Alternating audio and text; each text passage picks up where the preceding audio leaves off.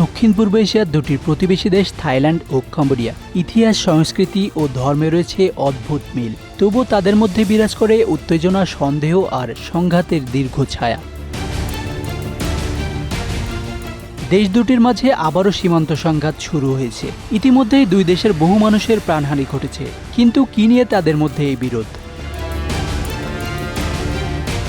এই দ্বন্দ্বের মূল উৎস শত শত বছরের পুরানো, যার কেন্দ্রে রয়েছে পিয়া বিহার নামের একটি প্রাচীন হিন্দু মন্দির। এটি কম্বোডিয়ার ভূখণ্ডে অবস্থিত হলেও থাইল্যান্ড দাবি করে এর আশেপাশের এলাকা তাদের। ফরাসি উপনিবেশিক শাসনের পর 1954 সালে কম্বোডিয়া স্বাধীন হওয়ার পর থাইল্যান্ড পিয়া বিহার মন্দির দখল করে। এর প্রেক্ষিতে কূটনৈতিক উত্তেজনা শুরু হয়।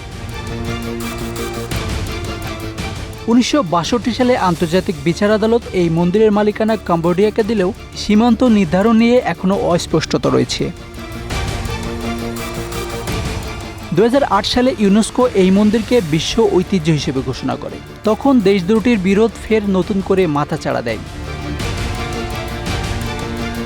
থাইল্যান্ডের জাতীয়তাবাদী গোষ্ঠী এটিকে তাদের সম্মানে আঘাত হিসেবে দেখায়। এরপর থেকে সীমান্তে চলতে থাকে সামরিক মোতায়েন, গুলি বিনিময় এবং মাঝে মাঝে সরাসরি যুদ্ধ। সেবার কয়েকজন সেনা নিহত ও কয়েকশো গ্রামবাসী বাস্তুচ্যুত হন। 2011 সালে সংঘর্ষ চরমে ওঠে। উভয় পক্ষই ভারী কামান ব্যবহার করে। এতে বহু সৈন্য ও সাধারণ মানুষ হতাহত হন। হাজার হাজার মানুষ তাদের ঘরবাড়ি ছেড়ে পালাতে বাধ্য হন। আন্তর্জাতিক মহল উদ্বিগ্ন হয়। আসিয়ান নেতারা বারবার শান্তি আলোচনার জন্য আহ্বান জানান। জাতিসংঘ, আসিয়ান ও হেগের আন্তর্জাতিক আদালতের হস্তক্ষেপে পরিস্থিতি কিছুটা শান্ত হয়। 2013 সালে আদালত আবারও রায় দেয় যে মন্দিরের চারপাশের এলাকাও কম্বোডিয়ার, যা থাইল্যান্ড মেনে নিতে বাধ্য হয়। গত 24 জুলাই আবারও উত্তেজনা ছড়িয়ে পড়ে দুই দেশের মাঝে। সীমান্তবর্তী এলাকায় উভয় পক্ষই সামরিক তৎপরতা বাড়ায়। স্থানীয় সূত্র জানায়, সন্দেহজনক নির্মাণ কাজ, পতাকা টানানোর ঘটনা ও জলসম্পদ ভাগাভাগি নিয়েও বিরোধ বাড়ছে। এমনকি আবারও ভারী সমরাস্ত্র ব্যবহারের খবর মেলে।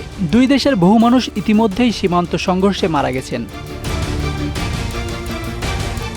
বিশ্লেষকরা বলছেন, এটা শুধু জমির বিষয় নয়, এটা দুই দেশের জাতীয় গর্বের বিষয়। দুই দেশের রাজনৈতিক দলগুলো অভ্যন্তরীণ সমর্থন পেতে এই বিরোধকে কাজে লাগায়।